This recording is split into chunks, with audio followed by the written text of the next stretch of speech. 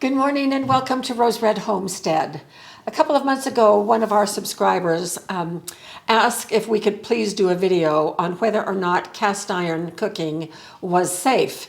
She said that there had been a lot of discussion on some forums about how dangerous cooking in cast iron pots really is. Well, I had my doubts about the scientific veracity of that premise. I still went out and did some research and read some scientific papers of my own from trusted sources.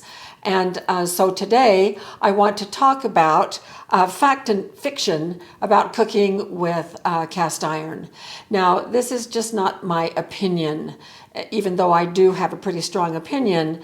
But it is taken from sources that I trust, like Virginia Tech. A food scientist at Virginia Tech has a really good article on the ideas about cooking in cast iron. And some of the negative things that have come on the forums are based on non-scientific premises and are citing people's opinions. And I respect people's opinions, and especially there are a lot of people who cook with cast iron that have very polarized opinions about how things need to be done. And you know, if that's what you believe, stick to it. Don't let anything I say interrupt. But in terms of scientifically based fact and fiction, I really trust the work that has been done by food scientists in testing cast iron pots for safety. So I'm going to go through some fact and fiction statements. We're going to some of the myths that are out there, and we'll determine whether they're fact or fiction or partly one way or the other. And then we'll have a little discussion at the end based on information from this food scientist from Virginia Tech, whose work, incidentally, is duplicated over and over and over in other scientific papers as well. So I feel pretty confident about what he says. First of all, one of the statements about cast iron is that it rusts, it chips, it cracks, and so you have to be so careful with it. Well, that is fiction. Cast iron is tough as nails, and when seasoned properly, and the seasoning properly is underpinning everything that we're going to talk about today. I have a couple of videos that I'm going to link to at the end of this video where I went through my things and found some really, really old cast iron skillets. In fact, it's these two right here. And I show how I completely refinished them and reseasoned them. And that was according to scientific methods that I found as well. And so the information that is in those two videos can still be relied upon. And it will show you how that you can. I had to completely strip my pans right down to the metal bones and then start all over. And it had both negative and positive responses from people. And the negative responses were those that were saying that I was doing it all wrong. Well, you know, there's more than one way that can be successful in doing things. And I don't get my knickers in a knot a lot about what people think about the things that I say. I'm pretty confident that my sources are pretty solid. So here's the thing. Once it is seasoned properly, then you don't need to worry about rust or cracking or chipping or that kind of thing. And that is why cast iron lasts for generations, handed down from generation to generation. And some people have great pride in a certain skillet that has been in their family for over 100 years. And I think that that is just absolutely terrific.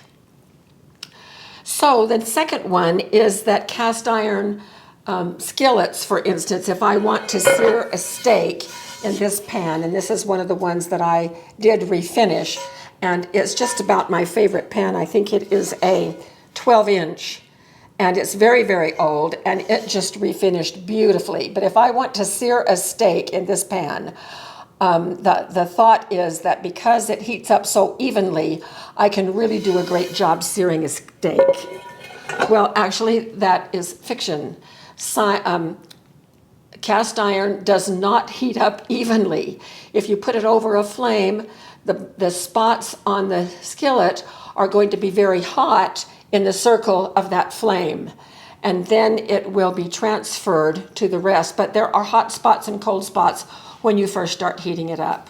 And so it is recommended that we preheat a skillet, for instance, for about 10 minutes so that the heat can be dispersed throughout. And then it will be fairly even and we can sear our steak if that's what we like. Another thing to remember in this same category is that once hot, boy, does a cast iron skillet stay hot. It holds the heat for a really, really long time. And that's one of the reasons that we love our cast iron, is because of the way that it can hold the heat. All right, so the next idea is that cast iron is non-stick after it is seasoned. Well, this one is kind of in the middle. It kind of depends. It depends on the seasoning, and it depends on what you mean by non-stick. Non-stick like Teflon? No, it is not that non-stick. But when we preheat it, and if it has been well seasoned, and it's important to understand that when we season, we rub it with oil, and then we bake it at 450 to where the oil becomes polymerized. Polymerized breaks down what used to be the oil, and it bonds actually with the metal. It's more than just a coating. It is a coating that is chemically bonded, like grabbed that metal, and so it is a pretty tough coating if we get that completely even. Now, we're human beings and we're not perfect, and so sometimes it's a little bit spotty. But for the most part, once something is well seasoned, and if we preheat it and don't put cold food in it, then we'll be pretty successful with the non-stick property of cast iron. Then one of the big ones is don't wash your cast iron with soap. It will wash the seasoning off. Well, that is pure fiction. And I know right now some people are yelling at me, and I get that. But that thought, that idea that soap will corrode away the seasoning came from way, way, way back, 100 of years ago or so, when most soap had lye in it. And yes, lye would corrode the seasoning on a cast iron pan. But in today's world, when we polymerize oil onto these pans, that coating is very, very tough. And no dishwashing soap today, no, and I'm not talking about in the dishwasher dishwashing soap. We would never do that. But just the regular Dawn or Palmolive, whatever dishwashing soap that you use, that's not going to touch the seasoning if it's well seasoned. I use soap and have used soap on my cast iron since forever. And I've been cooking with cast iron for most of my adult life. And so we just have to, every once in a while, we have to re-seasoning. Seasoning, no matter how careful you are, needs to be redone periodically. We need to remember to be sure and not soak it. Any bare metal will rust. And so keeping that seasoning on there is really important, and we don't want to soak it. We just want to get it washed and all of the food out of there and dried and then oiled again. Then another one is you should never use metal utensils in your cast iron.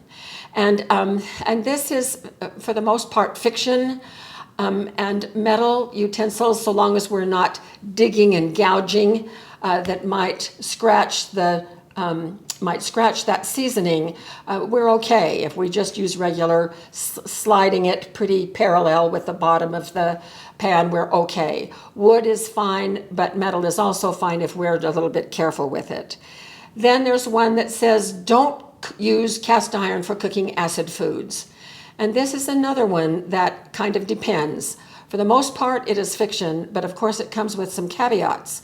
And that is, once again, if our pans are well seasoned, we can cook with acid, like with tomato juice or lemon juice.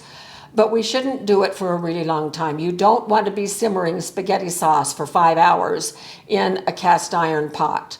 But just regular cooking is just fine. Some people will deglaze using acidic products like wine, for instance, and that doesn't cause any harm at all. So we do need to be a little bit careful with acids. Acid is one of the things about acid is that it will react with the metal in a way that makes food taste a little off, and that's something that we don't want. So basically, acid cooked for short periods of time won't harm your pan at all. As I read the article and others by this food scientist from Virginia Tech, here are some of the things that he recommends that I think are really, really good ideas for all of us. First of all, he was asked, are there really any food safety issues that we need to be concerned about with cast iron cooking? And he said no. A well-seasoned pan, and there we go again with the idea of having our pots and pans well-seasoned.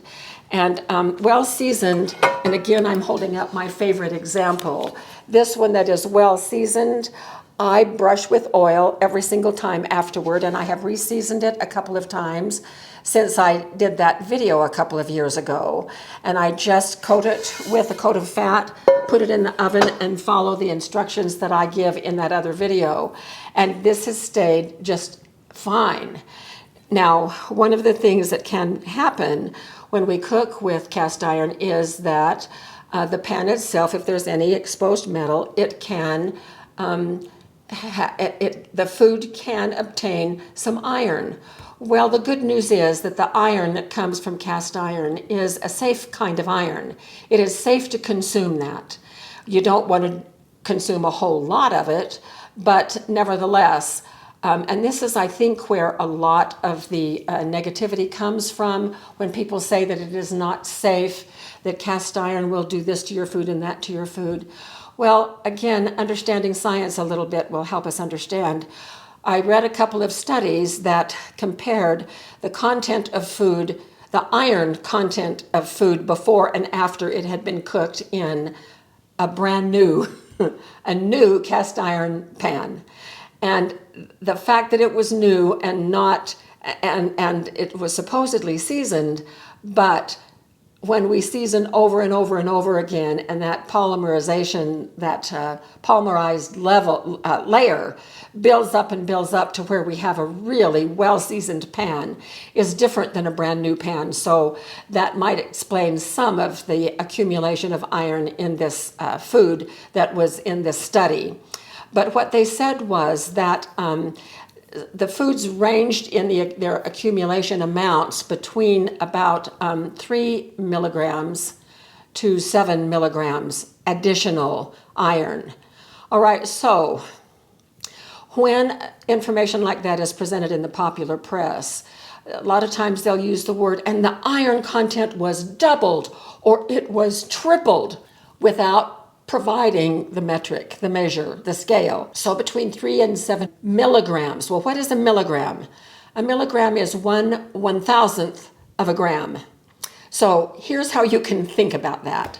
When teaching the metric scale to my students, both at the university and back when I was in K-12, I helped them associate a gram with something in real life that could give them an idea of how much a gram really was. And it's about the same as a raisin.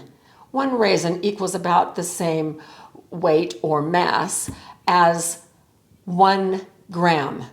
So if we took that raisin and we were able to cut it into 1,000 pieces, it went up by 3 of those little teeny pieces to 7.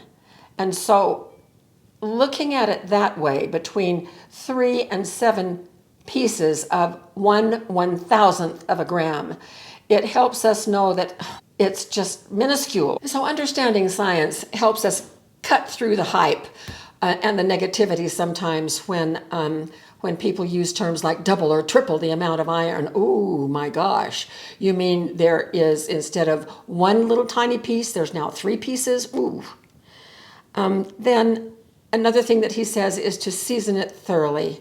when you first get a new pan, season it thoroughly. Now Lodge, this is a Lodge skillet. I've recently obtained this one, and it is a 10-inch skillet, and I love it. Lodge pre-seasons their pans, and they say they are ready for use. But he recommends, and I do too, that we also season them again after we get them here. And after we get them home and before we use them for the first time, just do another coat of seasoning, another coat or two of seasoning. And you don't have to, but I just do it as an extra precaution. And my pan always looks a lot better, and I'm more confident after I've done a couple of layers of my own. And then to use oil that is highly polyunsaturated, like flax oil or soybean oil. You wouldn't ever want to use something like coconut oil, for instance. He says wood utensils are great and use metal with caution, and we've already kind of talked about that. And then he says to wash and dry quickly and then rub with oil, and we've mentioned that as well. To preheat before adding the food, never add food to a cold pan. And then lastly, he says use caution. And I really want to echo that one as well.